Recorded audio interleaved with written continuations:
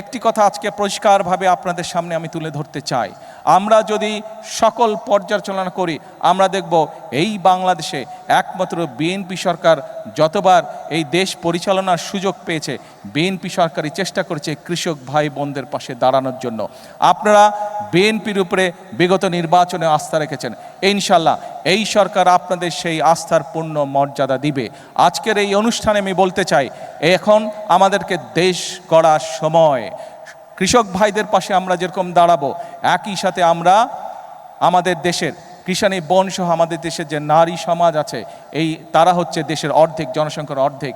এই নারী সমাজকে যদি আমরা স্বাবলম্বী করে গড়ে তুলতে না পারি, তাহলে এই দেশকে আমরা সামনের দিকে এগিয়ে নিয়ে যেতে পারবো না। এবং সেই কারণেই আমরা প্রতিশ্রুতি দিয়েছিলাম যে আমরা যদি সরকার গঠন করতে সক্ষম হই, তাহলে আমরা বাংলাদেশের মা বোনদের জন্য, নারীদের জন্য, আমরা পরিবারের নারী প্রধানের জন্য আমরা ফ্যামিলি কার্ড চালু করব।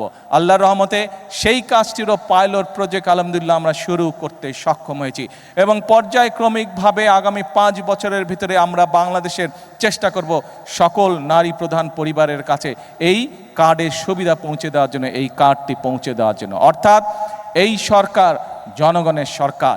এই সরকার, কৃষক বলুন, এই সরকার দেশের মা বোনদের কথা বলুন, মসজিদের ইমাম খতিব সাহেব সহ অন্যান্য ধর্মীয় যারা গুরু আছেন তাদের কথা বলুন, ছাত্রদের কথা বলুন, শ্রেণী পেশা নির্বিশেষে প্রত্যেকটি মানুষের পাশে দাঁড়ানোর চেষ্টা করবে। আমাদের লক্ষ্য হচ্ছে দেশের উন্নয়ন, আমাদের লক্ষ্য হচ্ছে দেশের মানুষের ভাগ্যের পরিবর্তন। সেজন্যই আমরা বলে থাকি, করব কাজ, গড়ব দেশ। সবার আগে কে? সবার আগে কে? সবার আগে বাংলাদেশ। প্রিয় ভাই বোনেরা, আসুন আমরা এই দেশের প্রত্যেকটি নাগরিক, আমরা রাজনীতি করি বা না করি, আমরা কৃষক হই বা না হই, আমরা ছাত্র হই না হই, আমরা ব্যবসায়ী হই বা না হই, যে মানুষই হয়ে থাকি না কেন, যে পেশার মানুষই হয়ে থাকি না কেন, প্রত্যেকের আমাদের একটি আকাঙ্ক্ষা আছে, নিজের দেশটিকে আমরা ভালো দেখতে চাই, নিজের দেশটিকে আমরা সুন্দর দেখতে চাই।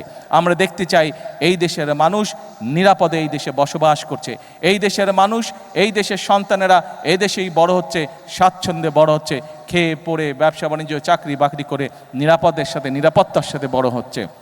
আমাদের লক্ষ্য সেটাই, আমরা সেই লক্ষ্য অর্জন করতে চাই। কিন্তু সেই লক্ষ্য অর্জন করা সম্ভব একমাত্র যদি জনগণের সহযোগিতা থাকে, একমাত্র যদি জনগণের সমর্থন থাকে।